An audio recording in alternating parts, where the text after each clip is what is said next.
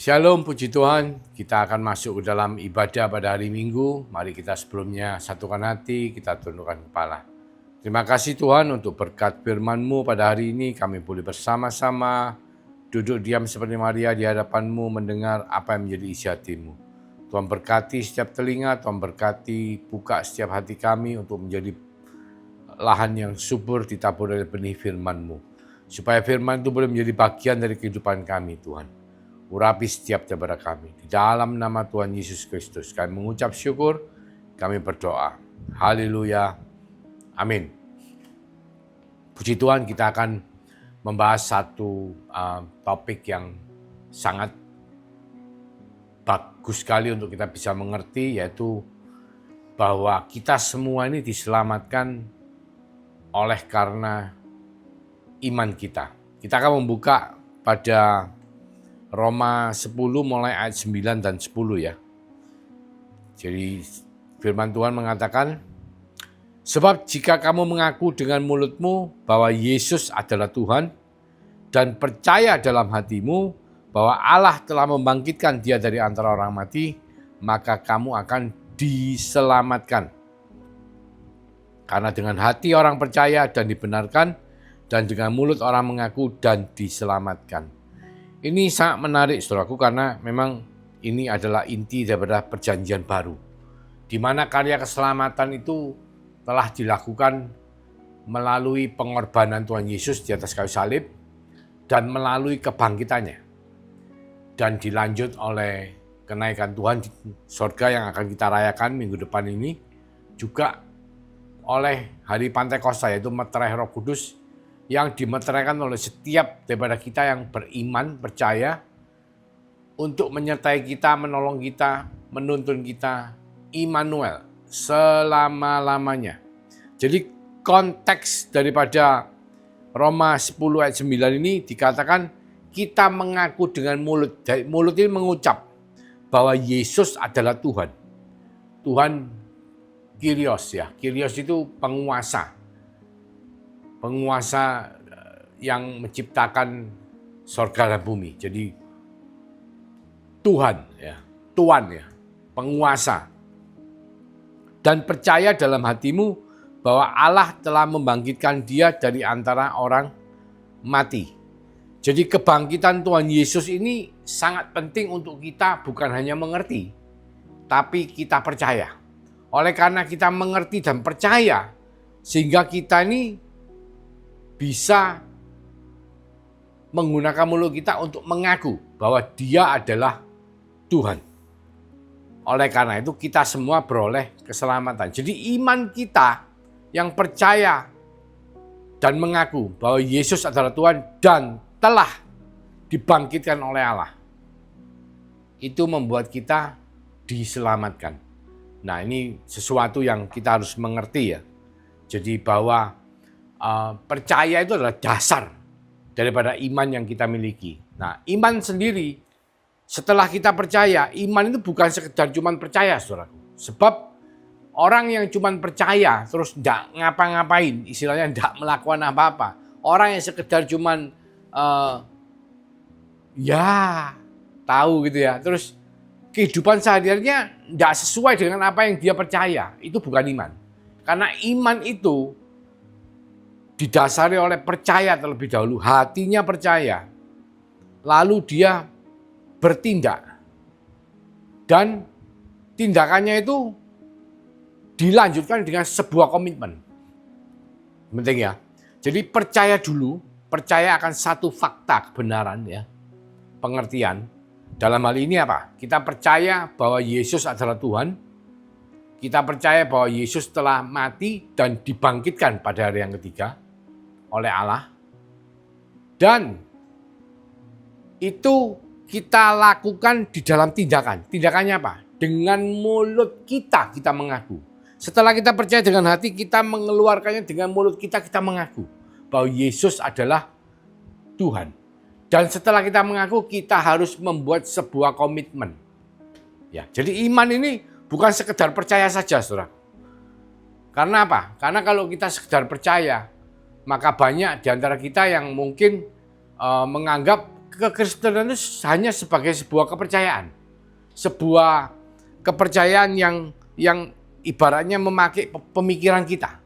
The way of thinking ya, bahasa Inggrisnya. Cara kita berpikir itu kita percaya. Tetapi sebetulnya kekristenan itu bukan hanya mengenai way of thinking atau cara kita berpikir. Tapi kekristenan itu adalah sebuah gaya hidup. Gaya hidup yang harus kita jalani. Jadi iman itu bukan sekedar cara kita berpikir. Tapi bagaimana kita membawa pemikiran kita, kepercayaan kita itu menjadi sebuah gaya hidup. Yang mana kita melakukan komitmen untuk tetap setia sampai pada akhirnya. Ini sesuatu yang perlu disimak dengan hati-hati. Pertama, kita percaya kebenaran fakta. Apa faktanya? Faktanya bahwa Yesus adalah Tuhan. Bagaimana dia bisa dikatakan Tuhan? Karena apa? Karena dia lahir dari seorang wanita, tapi tidak dari seorang laki-laki. Karena apa? Benihnya adalah benih daripada Roh Kudus, daripada Tuhan sendiri. Dan dia dilahirkan melalui rahim daripada Bunda Maria. Karena Bunda Maria atau Ibu Maria, ibunya Yusuf, ibunya Yesus, itu adalah mengandung ketika dia masih perawan. Dia belum pernah melakukan hubungan suami istri, tapi dia mengandung oleh karena Roh Kudus. Dan bayi itulah bayi yang kita kenal dalam nama Yesus. Pertama itu dia lahir dari seorang perawan ya. Dan dia dibesarkan dan dia melayani di bumi. Dia diurapi secara luar biasa oleh Tuhan, melakukan banyak mujizat. Bahkan kita semua tahu akhirnya dia disiksa, ditangkap, sampai mati di atas kayu salib. Dan pada hari yang ketiga, dia bangkit. Dan kebangkitannya itu menunjukkan apa? Bahwa dia telah menang atas sengat dosa, yaitu maut. Dia telah mengalahkan maut. Dulunya mungkin banyak orang berpikir, kalau Mesias dia tidak mungkin mati. Tapi justru Tuhan memakai itu untuk mengecoh si jahat. Si jahat memikir ketika Tuhan Yesus mati, itu berarti mereka telah menang. Tapi kenyataannya, kematian Yesus Kristus itu adalah untuk mengalahkan sengat maut. Karena ketika dia menyerahkan nyawanya di atas kayu salib, dia menerima semua dosa daripada umat manusia. Tertimpa atas dirinya pada waktu dia sedang di atas kayu salib. Di mana waktu itu Yesus mengatakan, Eli, Eli, Eloi, Eloi, lama sabachthani. Artinya, Bapa, kenapa engkau meninggalkan aku? Tuhan, kenapa? Karena Tuhan meninggalkan, Allah meninggalkan dia ketika saat itu dia sedang menerima dosa dari seluruh umat manusia. Ditimpahkan dalam dirinya pada saat dia di atas kayu salib. Dan pada saat itu juga kekudusan Allah membuat Allah harus meninggalkan dia. Dan setelah itu dia menyerahkan nyawanya di atas kayu salib. Dan pada hari yang ketiga dia bangkit. Nah, sedang dia berada di dalam alam maut, dia turun sampai ke bawah alam maut untuk memproklamirkan kepada semua yang dulunya berpikir bahwa mereka bisa menggagalkan rencana Allah. Apa itu rencana Allah? Rencana Allah adalah bahwa nantinya keturunan wanita itu akan meremukkan kepala ular. Dan kepala ular dan ular itu akan meremukkan tumitnya keturunan wanita. Keturunan wanita atau si Hawa, keturunan Hawa itu adalah jelas adalah Tuhan Yesus Kristus. Di mana Tuhan Yesus Kristus meremukkan kepala ular. Dan itu semua digenapi dengan kematian Yesus Kristus di atas kayu salib dan kebangkitannya pada hari yang ketiga. Karena kebangkitannya menunjukkan bahwa sengat maut telah dikalahkan. Dan ketika kita percaya akan fakta kebenaran itu, maka kepercayaan itu akan membuat kita melakukan tindakan. Tindakannya apa? Tindakan yang sesuai dengan firman Tuhan di Kisah Rasul ya. Kita lihat Kisah Rasul 2 ayat 38. Firman Tuhan mengatakan, jawab Petrus kepada mereka, bertobatlah dan hendaklah kamu masing-masing memberi dirimu dibaptis dalam nama Yesus Kristus untuk pengampunan dosamu, maka kamu akan menerima karunia Roh Kudus. Jadi setelah kita mengaku dengan mulut kita bahwa Yesus adalah Tuhan, ya, kita harus melakukan apa, saudaraku?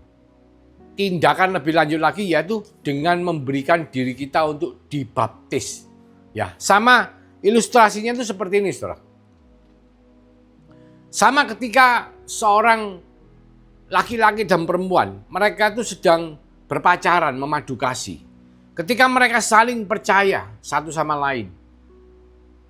Oh, ini dia adalah calon pasanganku yang aku akan menemani nanti dalam sebuah perkawinan. Nah, kepercayaan itu membuat mereka harus bertindak. Bukan cuma percaya terus diam-diaman, enggak, pacaran terus, enggak, saudara. Tapi membuat mereka harus bertindak. Apa tindakannya? Ya tunangan, ya tukar cincin, melangkah ke satu jenjang hubungan yang lebih serius lagi. Ya, melakukan sebuah komitmen untuk bersiap-siap melakukan sebuah pernikahan. Nah, iman tuh seperti itu, saudara. Bukan cuma sekedar percaya toh, tapi kita harus merefleksikan dalam tindakan. Tindakannya apa? Di Kisah 2:38 dikatakan kita harus bertobat dan memberi diri kita dibaptis dalam nama Yesus Kristus untuk pengampunan dosa kita. Supaya kita bisa menerima karunia Roh Kudus. Sebab tanpa kita menerima karunia Roh Kudus atau tanpa kita mengalami kelahiran baru, kita tidak akan melihat kerajaan sorga, kita tidak akan masuk ke dalam kerajaan sorga. Nah, kita semua tahu, kalau kita tidak melihat kerajaan sorga, kita tidak masuk kerajaan sorga, maka kita tidak akan mengalami satu perubahan apapun. Karena apa? Ketika kita menemukan kerajaan sorga dan kita hidup di dalam kerajaan sorga, maka Tuhan mulai mentransformasi, mengubah kehidupan kita menjadi makin hari makin serupa seperti Tuhan. Maka dikatakan bahwa tanpa mengalami kelahiran baru, kita semua tidak akan masuk ke dalam kerajaan sorga. Melihat aja enggak, apalagi masuk. Nah, tanpa masuk ke dalam kerajaan sorga, kita tidak akan mengalami perubahan apapun. Ya, ibaratnya seperti kita itu Kristen pelataran, saudara. Kristen yang hanya di halaman luar. Tidak pernah masuk ke dalam, menemui Allah, bertemu muka, tatap muka. Bahkan di Matius 7 ayat 21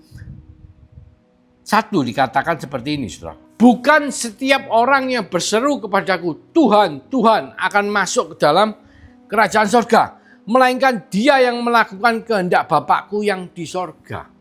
Jadi bukan hanya sekedar mengaku sebagai orang Kristen, tetapi dia yang melakukan kehendak Bapa yang disukai, yaitu apa? Mempunyai gaya hidup, way of life sebagai orang Kristen, yaitu apa? Melakukan kehendak Bapa. Mengasihi sesama seperti mengasihi diri sendiri. Melatih ibadah kita dan hidup taat kepada Tuhan. Itu yang artinya iman yang bukan hanya percaya, tetapi selain mengaku dengan mulut, kita memberikan diri kita bertobat. Supaya apa, Pak? Saudara? Supaya kita bisa menindaklanjuti kehidupan kekristenan kita. Bukan sekedar percaya, tapi kita menjalani dalam gaya hidup kekristenan. Step kedua. Step ketiga, kita lihat di Ibrani 3 ayat 14. Karena kita telah beroleh bagian di dalam Kristus, asal saja kita teguh berpegang sampai kepada akhirnya pada keyakinan iman kita yang semula. Jadi kita harus bertekun, ya. Yang pertama, kita percaya fakta kebenaran bahwa Yesus adalah Tuhan dan bahwa Dia telah mati di atas kayu salib dan 3 hari kemudian Dia bangkit dari kematiannya, mengalahkan sengat maut, dan Dia naik ke sorga, duduk di sebelah kanan Bapa. Dan kita semua mendapat mentera Roh Kudus. Itu kebenarannya. Setelah kita percaya, kita mengaku dengan mulut. Kita melakukan tindakan iman. Yaitu apa? Mengaku dengan mulut kita bertobat, kita dibaptis supaya mendapatkan pengampunan dosa dan juga mendapatkan karunia roh. Karena oleh karunia roh itu kita semua akan memperoleh kelahiran baru. Kelahiran di dalam roh. Dan itu penting, saudaraku, untuk kita semua bisa melakukan sebuah komitmen supaya apa? Supaya Tuhan mulai mengubah kehidupan saudara dan saya makin hari makin menyerupai Kristus. Dan kita bukan hanya cara berpikir kita seperti orang Kristen, tetapi kita juga harus menjalani gaya hidup seperti orang Kristen. Yaitu apa? yaitu kita melakukan kehendak Bapa. Bukan hanya mengaku sebagai orang Kristen, tapi melakukan kehendak Bapa. Dengan apa? Mengasihi sesama seperti mengasihi diri sendiri, melatih kehidupan ibadah kita, dan taat kepada firman Tuhan. Dan yang ketiga, bahwa kita harus bertekun di dalam iman kita, tetap setia. Sama seperti kalau kita sudah melakukan sebuah komitmen dengan pacar kita, dari pacaran menjadi tunangan, dan dari tunangan kita berkomitmen untuk menjadi satu pasangan suami dan istri. Nah, di dalam satu pernikahan rumah tangga tentunya akan banyak sekali permasalahan. Tetapi yang penting adalah apa? Kita tetap bertekun mempertahankan perkawinan itu. Ya, tetap setia, berpegang sampai pada akhirnya. Ya, jadi gaya hidup kekristenan yang kita bawa di dalam satu komitmen bersama-sama dengan Tuhan. Supaya apa? Supaya kita tetap beriman ketika kita ditemukan Tuhan sudah menyelesaikan tugas kita di bumi. Ya, satu, kalau kita selesai tugasnya ya kita pulang. Kedua, atau Tuhan datang untuk kedua kalinya menjemput saudara dan saya. Dan oleh karena itu firman Tuhan jelas sekali mengatakan di Roma 10 ayat 8. Kita bukan, Roma 10 ayat 9-nya. Kita bukan untuk menjadi orang yang saleh dengan melakukan semua hukum Taurat taat dan tidak boleh salah sehingga kita diselamatkan.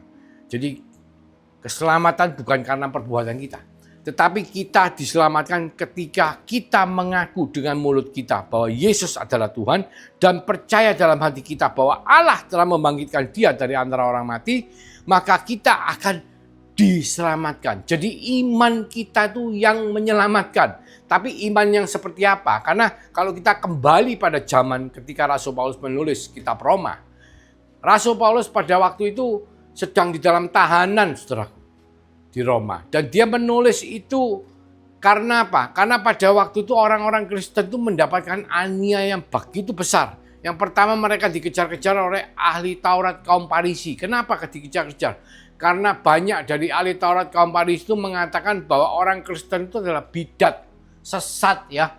Mereka dulunya ikut hukum Taurat, tapi sekarang tidak mau ikut hukum Taurat, tidak mau berjemaat di Bait Allah. Sebab kalau berjemaat di Bait Allah itu mendapatkan keuntungan, saudara. Karena apa? Harus membayar pajak, harus istilahnya bayar persembahan.